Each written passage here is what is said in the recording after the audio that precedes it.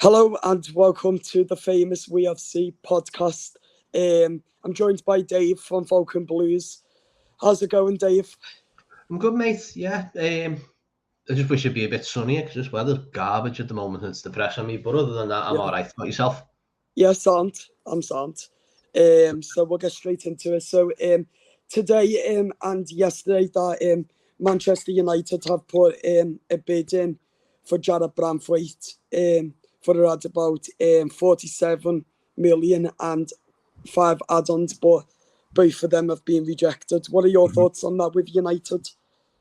I think there was stuff last week, wasn't there, where they were saying that Everton were embarrassing themselves with this, with rejecting these kind of fees. The simple fact is, he's Everton's player. He's under contract. There's no reason why we should be held to ransom almost. I know they're probably saying we're holding Man United to ransom for it, but he's Mm-hmm. our player. Do you know what I mean? And I think about it, it's like the self-entitlement from Man United fans thinking, well, we're Man United, we're putting these bids in, why aren't you accepting our money? This is our money, Mm-hmm. you should be grateful that we're coming for your players. And it's like, if the shoe was on the other foot and Everton said, okay, well, we'll pay 25 million for Mainu, we'd be told exactly the same. Do you know what I mean? Yeah. It's tribalism in football, of course it is, but at the end of the day, a generational talent like Jared Braithwaite, you should be looking at the higher, 50, 60, 70 million pounds. He will grow into a 70 million pound player. Mm-hmm. Whether personally, he probably, to an Everton fan, he probably is. To everyone else in the league, probably not. But it's what he means to Everton. It's his value to Everton that means more than anything. So for me, it's either pay the money or there's the door. Do you know what I mean? And he's not rocking the boat. He's got 2 years. He's got a few years left on his contract. He's seemed Mm-hmm. happy. Looks happy today at Finch Farm. Yeah. So I think we just. I'm pleased with the way this Everton's going about stuff and not being, not bending over backwards to Yeah. satisfy these teams, especially the likes of Man United now, Mm-hmm. who are no great shakes. The new owner seems a bit of a bell end as well, and it's like, well, you know, why should we deal with you when you act like this? Mm-hmm. Yeah. I agree that basically what we should be looking at is to like keep him and say no to the likes of Man United, because at the end of the day, if we've sold Ben Godfrey and Dobbin, then we think he's with the PSR charges. So I think what we need to do, the club just needs to tell United that he's not going for cheap. He's going for around about 80 to 100 million, and that's the final offer. And then if they don't pay up, then they can sod off. Because at the end of the day, I think the 80 million is probably a bit stretching it a bit, but I think mm-hmm. to Everton, he's the we lost out on Richarlison. We've lost out on so many players over the years. So I think this tough talking, tough acting Everton, demanding at least 70 million for Jared Braithwaite is exactly how we should be going about it. He will eventually become one of the best central defenders in the world if he continues on this trajectory. It may not be with Everton, but Everton need to get the best value for the player. Yeah, agree. So moving away from Braithwaite now, I believe that Dominic Calvert-Lewin has refused to sign a contract. Have you heard anything about that? Well, only what you've seen as well, as what we've seen on Yeah. social media and stuff like that. But until it comes out fully from the club that he's looking for a move, he's still an Everton player first and foremost. Okay, he might only have a year left on his contract, and Everton should be looking to cash in on that, as best they can with the window closing, and the timescale that we have with Calvert-Lewin. But I think really, ultimately, he's still an Everton player. He's still on the books. He's still contracted. He showed up at training today. I think we just.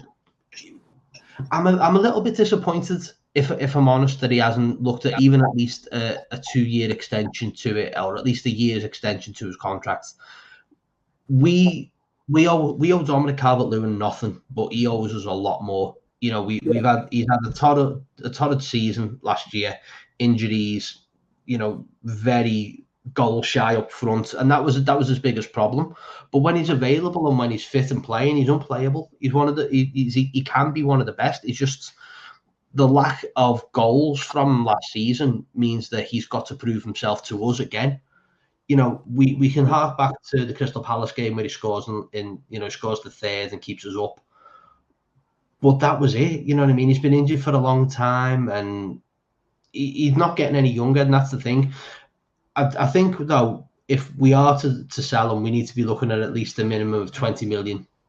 But then you've got to wonder whether Chimiti, whether Beto will look better with a pre-season behind them rather than, throwing them in at the deep end, such as we did, getting them on the last few days of the transfer window and giving them that time. And it looks like, from watching the videos with Finch Farm and stuff, Chimiti and Beto have been away together and spending time together and building up a bit of like a good friendship. Both being Portuguese has helped, I suppose.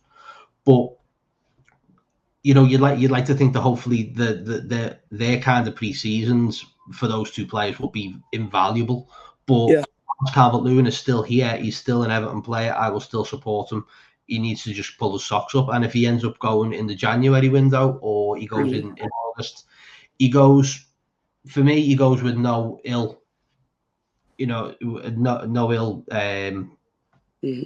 words for me.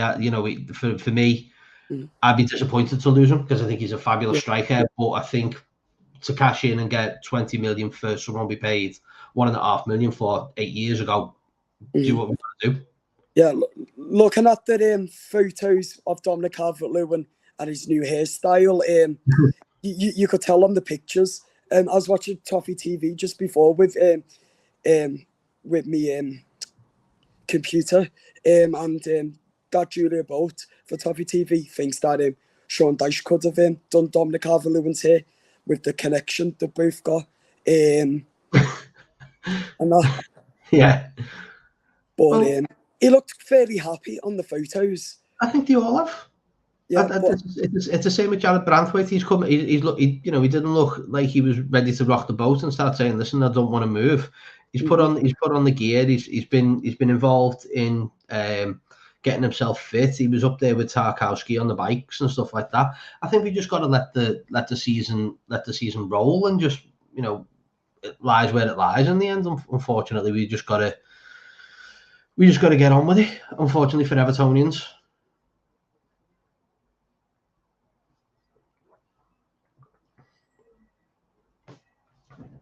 I think Adam's phone might have died there. So just to finish up, hopefully, please follow Adam's new channel. Don't worry about Falcon Blues TV. But yeah, Adam's quite right there. I think we've got to start looking at these players now and thinking, well, who stays, who goes. But ultimately, it's down to the player. If the player doesn't want to be here, then I think Everton need to make the right moves and move them on. I think we've done right by Ben Godfrey and allowed him to leave, because I think he's gone on a great move to Atalanta, and hopefully, he kicks on his career and revives his career a little bit, because at the moment he was stagnating a little bit at Everton. So, I think we'll just wait and see. I think this player is still due back. I was surprised that I wasn't expecting Braithwaite back this week, but we look at the Euros tomorrow, and we've still got our England's number one, Everton's number one. Everton's number one first for me, of course. Jordan Pickford in goal for England against Holland tomorrow, or the Netherlands.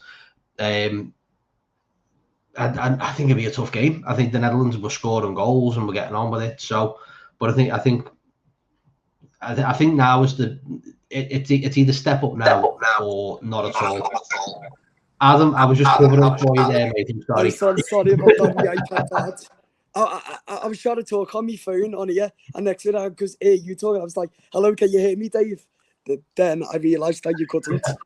I was just doing a bit for you, just picking up a little bit of extra players and stuff like that. So, as I've said, make sure you're liking and subscribing to your channel as well, your brand new channel, because of the crap that you had to put up with over the last one. So hopefully, you're going to get your subscribers back and things like that as well. Yeah, thank you very much for coming on, Dave. It was nice to see you. Pleasure, mate. Thanks very much. Subscribe to Falcon Blues TV, and we'll see you next time on We Are the Famous EFC. Bye bye. Nice one. Bye bye, Dave.